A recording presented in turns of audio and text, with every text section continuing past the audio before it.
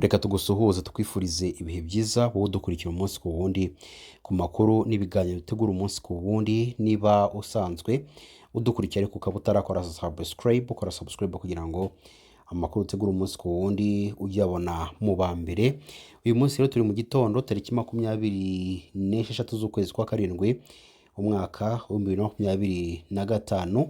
Rero nk'uko mumaze kubimenyera urubuga rwacu rwitwa Burundi yacu update. Ni amakuru rero tukugezaho bayabereye mu karere k'ibiyaga bigari mu Rwanda, Burundi, Tanzania, Uganda ndetse na Repubulika Demokarasi ya Kongo, ariko cyane cyane mu burasirazuba bwa kiriya gihugu. Tutabatindiye rero tubafitiye inkuru nyinshi twifuza kubagezaho muri kino gitondo.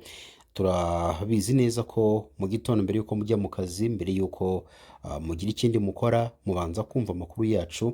Rero turabifuriza kugira ibihe byiza, kugira igitondo cyiza, ari nako tubifuriza kugira akazi keza. Rero wowe ujya kure, ahubwo ukurikira amakuru turimo kugenda dutegura umunsi ku wundi. Rero akariho kanya igisubizo cya AFC M23 kubibaza niba Kabila yaramaze kwinjira muri M23 n'ubundi, cyangwa se muri iri huriro, cyangwa se muri uyu muryango wa AFC M23, aho rero M23 ibarizwa. Rero bimwe biribazwa, ese Kabila yaba yaramaze kwinjira muri uyu muryango wa AFC M23. Rero kuri ubu ngubu abayobozi bakomeye ba M23 bamaze gutanga igisobanuro kuri iki kibazo cyabajijwe. Si iyo nkuru gusa twifuza kubagezaho, turi bwibanire none ku nkuru ivuga ko AFC M23 yavuze ikintu gikomeye gishobora gutuma idasubira kuganira na RDC. Nayo ni inkuru twifuza kukugezaho 5 kuri 5.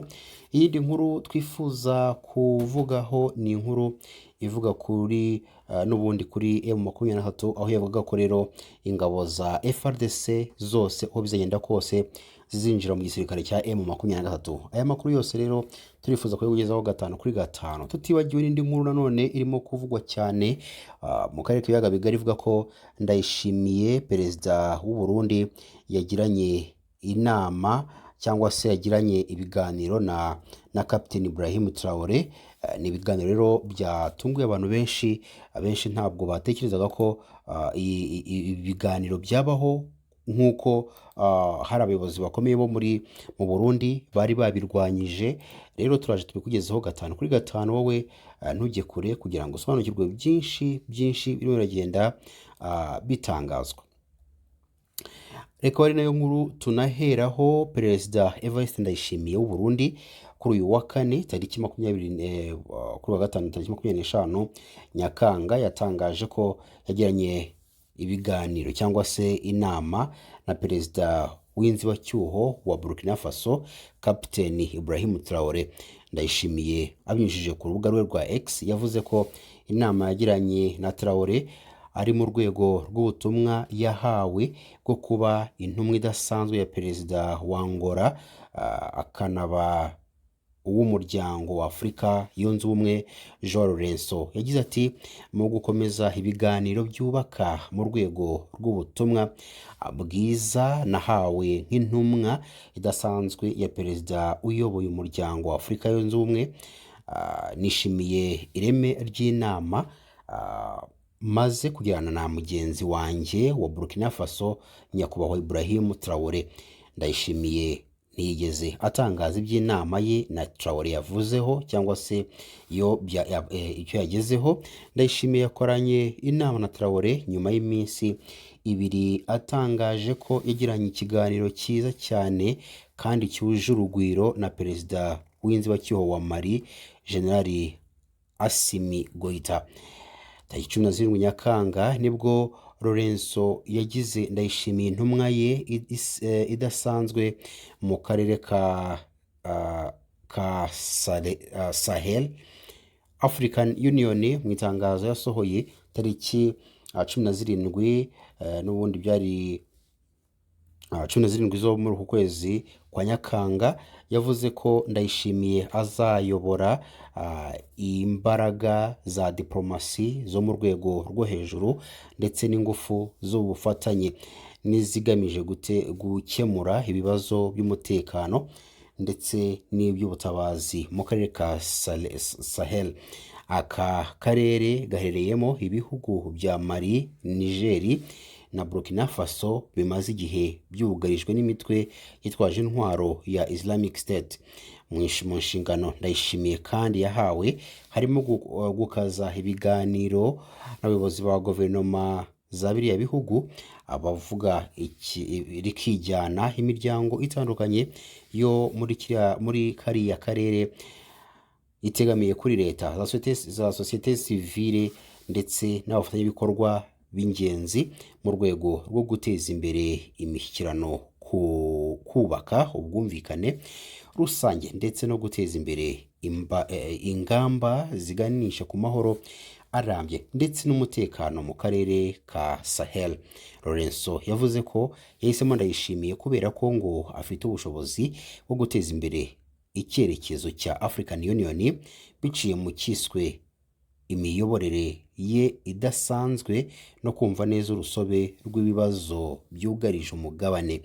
Yavuze kandi ko perezida w'u Burundi afite ubunararibonye n'umuhate udashidikanywaho wo kwishyira hamwe k'umugabane wa Afurika, kwishyira hamwe kw'akarere ndetse n'ubufatanye, bityo kumushyiraho bikaba bijyana n'umuhate utajegajega wa African Union wo gushyigikira kubaka amahoro n'ubufatanye bw'akarere muri kamwe mu turere twa Afurika twugarijwe cyane n'ibibazo.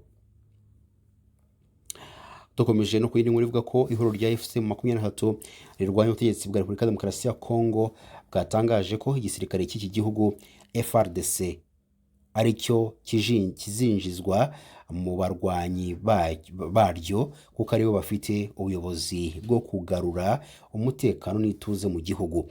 Ubu butumwa bwatanzwe na René Abandi uri mu bashinze M23 akaba nimwe mu ntumwa zahagarariye iri huriro mu biganiro byabereye i Katari. Mu kiganiro ubuyobozi bw'iri huriro bwagiranye n'abanyamakuru i Goma kuri wa 25 Nyakanga 2025, tariki ya 19 Nyakanga 2025, leta ya RDC na AFC 23 byumvikanye ku mahame ngenderwaho aganisha ku masezerano y'amahoro, bigashyirwamo rero na leta ya Katari cyangwa se bifashijwemo na leta ya Katari ihuza impande zombi kuva muri Werurwe. Mu ngingo zigize aya mahame harimo ibice byose by'igihugu bigomba kugenzurwa na leta. Ibi ubutegetsi bwa RDC bwabishingiyeho buvuga ko AFC 23 izasubiza ibice igenzura nta mananiza. Ubuyobozi bwa AFC 23 bwagaragaje ko igisirikare cya leta ya RDC kidafite ubushobozi bwo kurinda ibice by'igihugu, bityo ko gikeneye kuvugururwa kibifashijwemo n'iri huriro. Iri huriro ryasobanuye ko abarwanyi baryo bashoboye kubungabunga umutekano n'ituze mu bice bagenzura, mu gihe umutekano wazambye mu bice igisirikare cya RDC kigenzura. Ibi bisobanuro abandi babishingiyeho bagira bati abasirikare bose ba FARDC bazinjira mu ngabo zacu kubera ko dushaka kuvugurura iki gisirikare, mu gihe ibiteganyijwe ko bitazarenza tariki 18 Kanama. Leta ya RDC na FC 23 bizagirana amasezerano y'amahoro. Umunyamabanga uhoraho w'iri huriro Benjamin Mbonimpa yavuze ko icyo gihe kizagera abarwanyi babo bakiri mu bice byose bagenzura kuko ari iwabo. Ati dufite imiryango hano, tuhafite abavandimwe hano ni iwacu, dufite amasambu, dufite inka, turahororera, turahahinga, mushaka ngo dusubire inyuma tujye hehe? Twebwe ntabwo tuzagenda, tuzaguma hano kandi nta mbaraga zizahadukura. cyangwa se nta mbaraga zizadukura hano, kubera ko ni uburenganzira bwacu nk'abanyekongo kuguma mu gihugu cyacu. Mbonimpa yavuze ko hari abantu basaga 700 bafunzwe na leta ya RDC, barimo abanyamuryango ba AFC 23, inshuti zabo n'abandi bakekwaho gukorana n'iri huriro. Yasobanuye ko ubwo AFC 23 basabaga ko abafungurwa, leta ya RDC yasubije ko kugira ngo ibyo bishoboke igomba kubanza kurekura ibice bigenzura muri teritwari ya Rubero. Yagize ati kurekura imfungwa 700 zacu, Kinshasa yatanze itegeko mpuzamahanga ry'ubutabazi isaba ko AFC 23 irekura teritwari ya Rubero, teritwari ya Rubero. Birumvikana rero twagize tuti oya, kubera ko ntabwo ubuzima bw'umuntu buguranwa ikintu, ubuzima bw'umuntu bufite agaciro. Biteganyijwe ko ibiganiro by'amahoro bishingiye ku mahame rero yasinyiwe muri Katari bizatangira bitarenze tariki 8 Kanama, ariko AFC 23 yatangaje ko izi mfungwa zose niziba zitararekurwa itazabyitabira. Ibi Mbonimpa yabisobanuye agira ati ibi bizaba mbere y'uko icyiciro cya kabiri cy'ibiganiro gitangira. Ni iki twaba dukora i Doha mu gihe imfungwa zacu zaba zitarafungurwa? Ntabwo twakomeza mu kindi cyiciro mu gihe icyabanje kitarakemuka. Inyandiko z'amahame yasinyiwe muri Katari ateganya ko azatangira kubahirizwa bitarenze tariki 29 z'ukwezi kwa 8 2025.